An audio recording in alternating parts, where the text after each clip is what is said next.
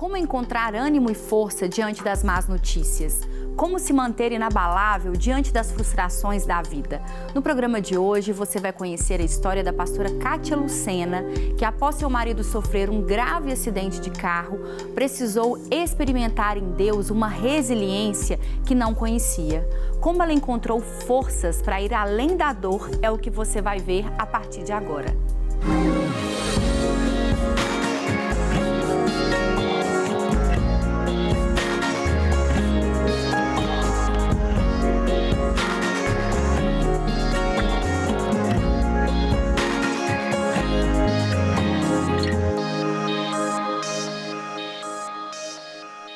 A nossa conversa de hoje, você vai ver que nós não sofremos sozinhos. E que bom que não sofremos sozinhos. Temos tanto a ajuda de Deus diante das nossas dificuldades, como também a família e amigos que estão ao nosso redor. E ao meu redor aqui hoje eu já tenho ele, Dr. Lucas Farnese. Seja bem-vindo mais uma vez aqui ao programa. Obrigado, Thalita. Obrigado pelo convite mais uma vez. Também o Guilherme. Sempre bom ter você aqui, acrescentando e somando para a gente poder ter mais inteligência e saúde emocional. Obrigado pelo convite, Thalita. Eu comecei a nossa conversa dessa maneira porque, diante de uma das situações, como as que a gente ouve aqui toda semana no programa, são histórias muito pesadas, muito desafiadoras, muito difíceis. E a gente não passa por essas questões sozinhos, graças a Deus por isso, né? A gente tem ao nosso redor amigos, familiares, filhos, cônjuges, então todo mundo passa por isso junto no mesmo barco. A nossa convidada de hoje, a pastora Kátia Lucena, é esposa do pastor Clóvis, que já contou pra gente aqui a sua história de um bom motivo para viver, um milagre que o Clóvis viveu, né, de ter não apenas sobrevivido a um grave acidente de carro, quando ele colidiu com uma carreta de frente, como também como ele mesmo contou na vez que ele participou aqui do programa, viver hoje infinitamente melhor com as possibilidades de restauração, de esperança e de fé que ele vive em Deus. Só que quem acompanhou todo esse processo foi a pastora Kátia Lucena, sua esposa, e hoje ela vai contar pra gente como que essa experiência foi vivida por ela. Vamos conferir? Eu recebi a notícia que o Clóvis tinha acontecido acidente com ele. E desde então, nós fomos caminhados para o João 23 e ali começou um outro processo na minha vida. Eu estava no terceiro período, do carisma, foi uma fase muito difícil, porque eu tinha que concluir aquilo que tinha no meu coração, que era ministerial, que era o carisma. E ali então começou uma fase diferente na minha vida. De manhã no carisma e à tarde no hospital e até no outro dia também ficaria ali com ele. E foi um processo muito longo, doloroso, como esposa, como mãe. Tinha que cuidar tanto da casa quanto da igreja também. Nós tínhamos 6 meses de igreja e de repente veio uma irmã e ali começou a falar em João, quando a ovelha conhece a voz dos seus pastores, então se não vem um ladrão e assalteia ali. E ali eu percebi que ela estava falando para mim. E eu tomei uma posição e comecei também a administrar a igreja. Comecei a pastorear a igreja, ali no lugar do pastor Clóvis. E foi uma época muito difícil, porque eu comecei a discipular a igreja, a ensinar. E aos meus filhos também, entendendo, tudo vai passar, Deus está no controle de todas as coisas. E é o que eu tinha nesse objetivo e confiando no Senhor sempre. E eu sempre tive aquela palavra no meu coração, Josué 1:9, ser forte e corajosa. E sempre falando aquilo no meu coração, e os dias se foi passando, eu confiando a mente no Senhor. E ali nós começamos a construir um novo ambiente naquela igreja, com casais, com mulheres. E ali o pastor Clóvis começou a ficar consciente e eu começava a perguntar para ele, como que eu vou discipular? E naquele hospital, durante o dia, ele me ensinava a discipular e pastorear. Eu não tinha muita experiência em pastorear. Ele me ensinava, você vai fazer dessa forma, você vai fazer assim. E eu concluí o carisma e ele foi na minha formatura. quem não assistiu, não conheceu a história do pastor Clóvis, você não estava no dia, né, Gui? Eu acho que foi outro especialista que participou com a gente, ele estava com 5% de sangue no corpo. Então, é uma história que é um milagre, uma intervenção realmente de Deus na vida dele. Então, quando você olha para isso, ela contando, ele consciente e tudo mais, você vê que foi uma fase muito desafiadora, porque requeria ali cuidados muito específicos, seja como acompanhante no hospital, ele ficou, se eu não me engano, não sei se o doutor Lucas lembra, acho que 90 dias no hospital, uma coisa assim mais ou menos. Sim. Quem não viu ainda, tá na playlist do Você é um Bom Motivo para Viver, no canal da Rede Super. Então, fique à vontade, assista, maratone todos os episódios, porque tem histórias que eu tenho certeza que você vai se identificar e vai aprender, como a gente aprende sempre aqui. E o que eu acho interessante na fala da pastora Kátia é que os problemas, eles não pedem altas, né? Tipo assim, eu tô passando por uma fase difícil. Não, continua tudo, né? É contas para pagar, é o trabalho, quem tem um trabalho continua tendo. No caso dela, somou ali a uma coisa nova que ela nunca tinha feito, que era gerir uma igreja, e ela ali senta com o marido, quando ele volta à consciência, fala, como é que nós vamos fazer isso? Por quê? Porque temos uma missão. Então, ter essa palavra de esperança, eu acredito, né, que está ali em Josué, trouxe para ela também fôlego para ela poder ir seguindo um dia de cada vez. Mas é assim que as coisas acontecem, né? É tudo de uma vez, não pede altas mesmo não, né? Não dá para dar uma pausada, né? Falar, não, pega leve aqui porque eu estou passando um aperto ali, né? Os problemas, a vida vai acontecendo, né? Às vezes o que a gente chama de problemas são situações cotidianas do dia a dia, né? Que às vezes as coisas vão acumulando e se transformam em problemas, né? E a questão é o ser forte e corajoso, é manter o bom ânimo, né? Essa é a nossa luta diária frente a esses problemas, frente a essas adversidades, né? A gente conseguir manter a esperança, né? Manter um olhar positivo sobre a vida, né? Às vezes a pessoa está passando ali por alguma dificuldade e a gente fala, poxa, mas será que vai dar? Nossa, mas será que tem solução? Né? E eu sempre tento colocar para as pessoas, falar, eu já atendi milhares de pessoas, nunca vi um problema que não tivesse solução, né? Às vezes a solução não é aquela que a gente gostaria, né? Isso que muitas vezes a gente tem que entender, né? Ele no programa ele teve que fazer 30 e tantas cirurgias, né? 34 cirurgias, se não me engano. 34 cirurgias. Ele fez várias cirurgias ali para isso, ainda está com a cadeira de roda, né? Tinha 5% de sangue, bastante gravíssimo, uma colisão de frente com uma carreta, então, né? Eu queria estar andando, eu queria estar correndo, eu queria estar jogando bola. Ela lidando ali com toda essa nova realidade familiar, inclusive. Uma adaptação constante, né? No casamento. Sim, então tem resolução, mas às vezes quando não acontece o que a gente quer, a gente acha que o problema não resolveu, né? Que não tem o que fazer. Né? O pastor Márcio, ele fala uma frase que eu gosto muito, que ele diz assim, a diferença entre fato e problema.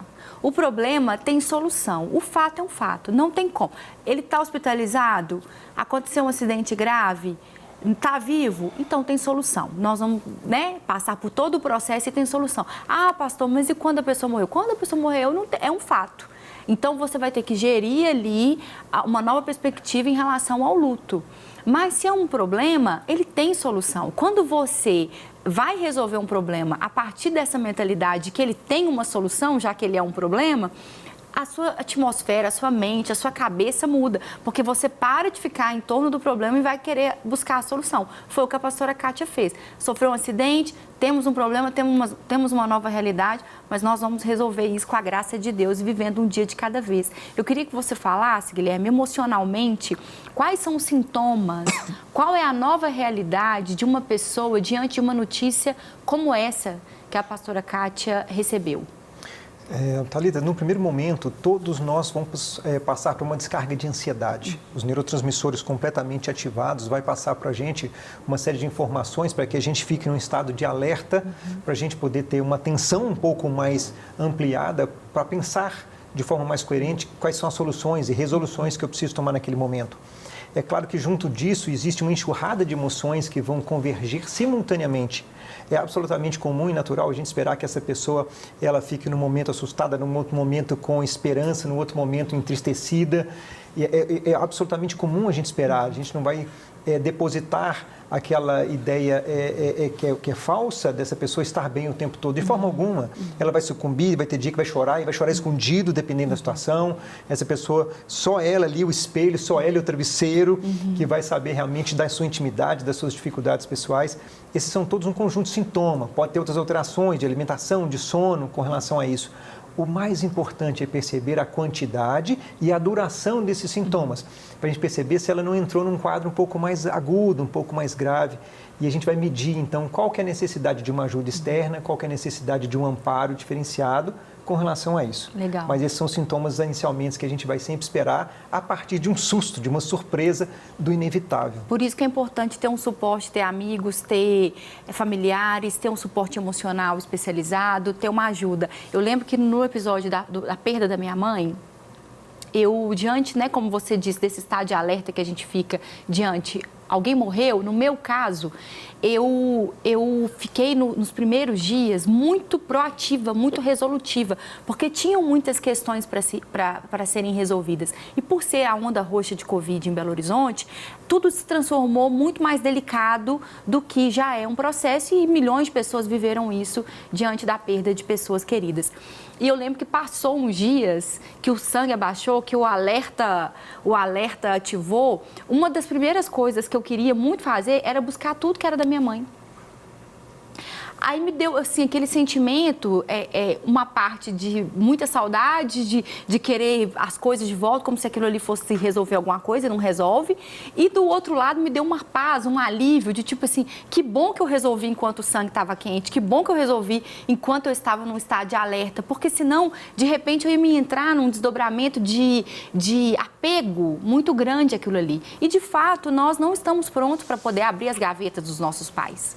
É uma coisa que a gente não está pronto, não tem preparo que vai te equipar para poder falar assim, vou me preparar porque foi dia tal, no ano tal, com certa idade, é inevitável, vou perder meus pais. Não importa se morreu de velhice, se não morreu, é uma coisa natural. Só que vivenciar as coisas, dando o real valor para aquilo ali, também nos devolve um pouco de equilíbrio. E eu fiquei rindo de mim, porque a gente fica assim, se sentindo culpada, né? Mas por que eu tô querendo correr atrás disso de novo? O luto traz uma culpa que já é natural, não sei o que acontece. A gente sempre acha que pode ter feito mais, que podia ter vivido mais, falado mais, não sei o que. Eu falei, gente, eu não vou entrar nesse cativeiro aqui, não. Por fim, eu comecei a rir. Eu falei assim, meu Deus do céu, ainda bem que eu resolvi isso, então, porque senão eu ia estar numa hora dessa abraçada com as coisas, e naquele trem. E se você tá também, faz parte do seu processo. Busque ajuda para você poder entender quanto tempo que você está nesse loop eterno ali, que você não consegue ressignificar a dor.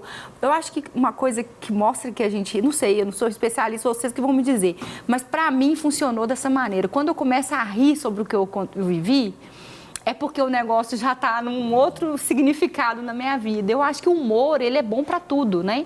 E quando você já não dói para poder falar, para detalhar tudo que você sentiu intensamente, mas que você consegue dar um novo significado para aquilo. E o que fez sentido, você guarda, e o que não fez sentido, você deixa para trás. Não vai falar nada, Guilherme? Thalita, que bacana. Não, eu gosto muito de ouvir. Tem umas expressões que são ricas. O bom de estar com o né? terapeuta é isso. Você pode falar. A Gra deve estar lá em cima já passando mal. Minha filha passa para outro falar. Mas o terapeuta, o que ele faz? Ele quer escutar. O psiquiatra, o doutor Guilherme já está tipo assim, na época o Lucas, a gente já podia ter entrado com um remédio.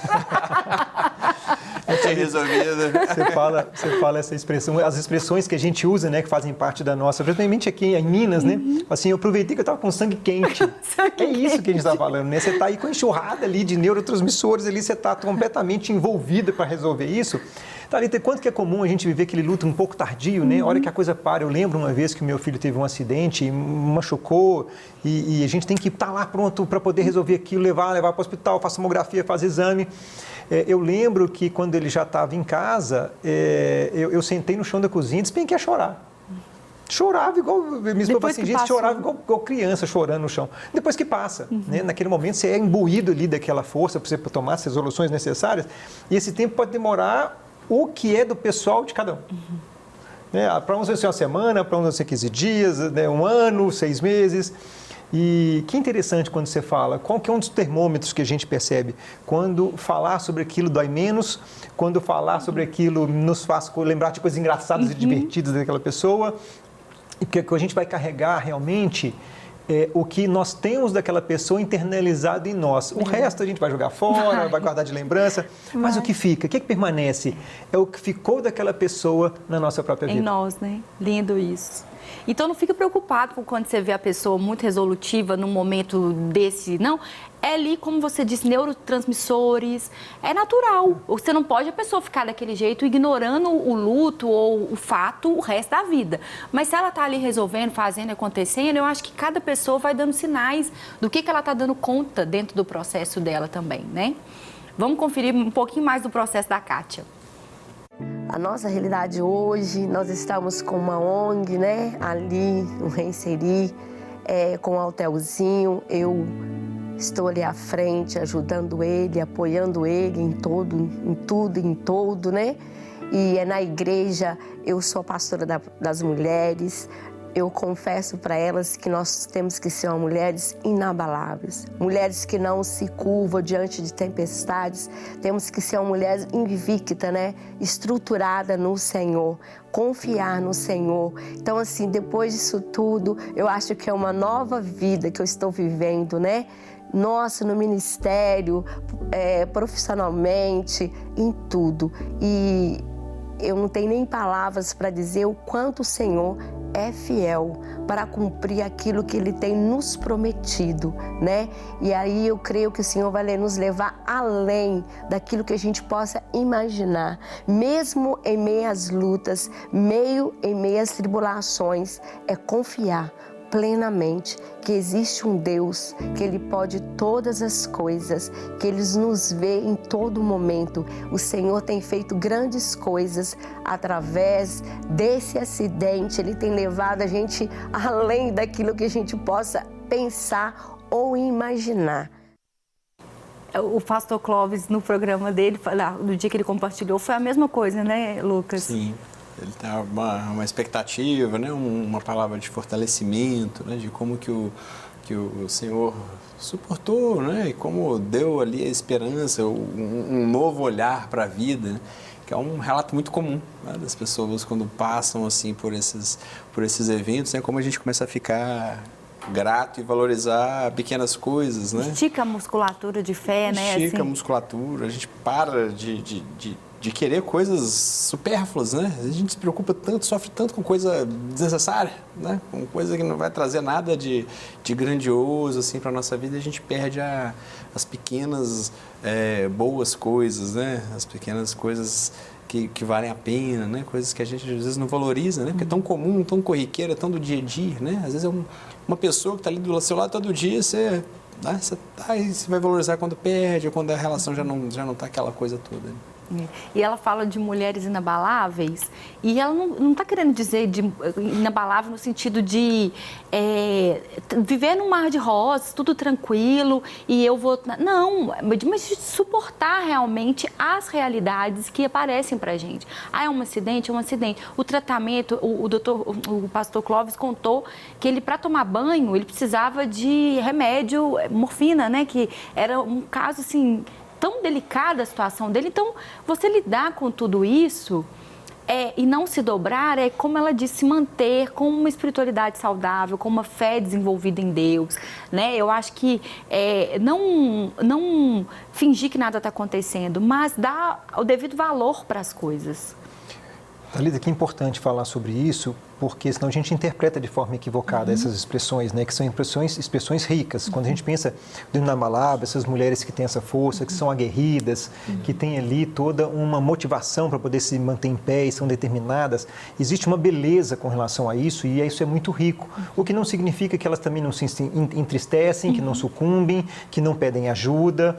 Você vê que como ela retrata isso no sentido de ser uma com a outra, de contar com o apoio mútuo, de construir essas relações eficientes. Então, quando ela fala... De ouvir o esposo direcionando como que ela ia fazer. Certamente, como que ela foi reaprendendo uma série de possibilidades que ela mesma não sabia que tinha, habilidades que foram construídas a partir dessas necessidades que naquele momento eu não tenho, mas agora eu passei a ter. Fazendo o seminário que elas propôs a fazer. Estudando, se capacitando, e você percebe o que motivou isso tudo antes de qualquer coisa, era o sentido. Havia um sentido anterior na vida deles, muito estruturado e muito bem estabelecido. Propósito. Sabiam o que eles queriam, eles sabiam qual era o chamado com relação à vida deles. eles. Então, em momento algum, ela sucumbiu com relação a essa direção que tinha. Ou seja, eu não sei exatamente como, eu não sei exatamente quando, mas eu sei que é para ali que eu vou caminhar. Eu sei que é para aquela direção ali que eu preciso de ir. E ela fez isso, né, independente da circunstância que aconteceu. Então, eu entendo que ela convoca essas outras mulheres a tomarem partido disso, compreenderem a possibilidade dessas coisas acontecerem, principalmente contando umas com as outras. E pela palavra sendo aplicada na vida dela diante de um momento que exigia muita resiliência. O testemunho maior, né? Não do que ela poderia falar, mas do que ela fez, do que ela continuou seguindo. Isso mostra também para outras que estão ao lado dela, é mútuo. Outras fortalecem ela e ela fortalece outras também nessa missão, quando vê que ela continua, que ela persevera, que ela cumpre aquilo que ela tem que fazer, né? Independente de situação que ela está passando. Fica uma referência de como enfrentar, né? uma adversidade, né? Você chora, você tem um momento de tristeza, você sofre, né? Mas você continua, né? Você continua caminhando, né? Não sabe com que força, se você te perguntassem lá atrás, você daria conta disso, você provavelmente diria que não, né? Que não queria passar por isso jamais, mas à medida que a gente vai passando, a gente vai caminhando, a gente vai acordando, a gente vai lidando e a situação vai acontecendo, a gente vai resolvendo e a gente vai prosseguindo. E é assim que ela deixa uma palavra de esperança para a gente também, né? Sim. Quero deixar uma palavra de encorajamento para vocês, mulheres, que estiver passando por essa situação ou por qualquer tipo de situação.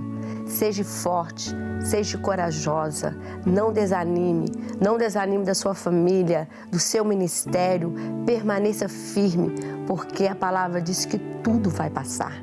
Confie plenamente no Senhor, porque Ele é a nossa força, Ele é a nossa fortaleza. A palavra diz que no mundo tereis aflição. Ele passou, nós também vamos passar. Isso, vamos passar, vamos superar e eterno é o Senhor e nós fomos feitos para a eternidade com Ele. Isso aqui, essa leve e momentânea tribulação está produzindo um peso de glória em nós muito mais excelente do que tudo que a gente possa imaginar. Então, é a gente ter essa mentalidade realmente, né? É leve, é momentâneo. Ah, Thalita, mas como que é leve? Eu já tive momentos na minha vida que eu falei com Deus assim, como que isso aqui é leve? Mas isso quer dizer que se Ele está dizendo que é leve, é porque o jugo dele é suave, o fardo dele é leve. Eu posso realmente experimentar, entregar isso aqui para Ele, que eu estou achando insuportável. E viver realmente essa graça nele, né? Essa graça que excede todo o entendimento, né? Que traz essa paz para o nosso coração, porque tudo vai passar, tudo. Isso aqui que a gente está vivendo, tudo vai passar, mas o que é eterno é voltar para o Senhor, né? E Ele disse, né? Jesus disse que na casa do Pai dele há muitas moradas, então a nossa expectativa tem que ser o céu. Eu acredito que à medida que a gente aumenta a nossa expectativa pelo céu, tudo aqui vai ficando realmente muito menor, muito menos sofrido, muito mais leve do que seria se a gente ficar só aqui, ai meu Deus, ó céus, esse problema, essa situação, né? Ó céus não, a gente fala ó terra, né? Que a gente foca tanto na terra, mas que você possa elevar os seus olhos para o monte, que é de onde vem o seu socorro, né? O seu socorro bem presente no dia da angústia, porque bom é confiar em um Deus que muito maior do que qualquer circunstância. Eu posso agradecer mais uma vez a você, Guilherme, pela companhia nesse programa, sempre trazendo um conteúdo, uma informação para a gente tão pertinente, inspiradora. Obrigada. Eu que agradeço, Thalita, estamos sempre. Obrigada, Lucas, mais uma vez pela sua participação aqui no programa. É sempre uma honra ter a sua companhia. Obrigado. E a sua que está aí em casa, sempre nos inspirando também com a sua audiência, porque aqui é uma conversa, é uma troca. Então é muito importante que você esteja daí assistindo, acompanhando, e vai ser muito bom saber também o seu comentário aqui, se você estiver assistindo pelo canal no YouTube, receber a sua mensagem e saber o que Deus está falando e fazendo através desse programa na sua vida. Até o próximo programa, se Deus quiser, e lembre-se, você é um bom motivo para viver. Até a próxima, se Deus quiser.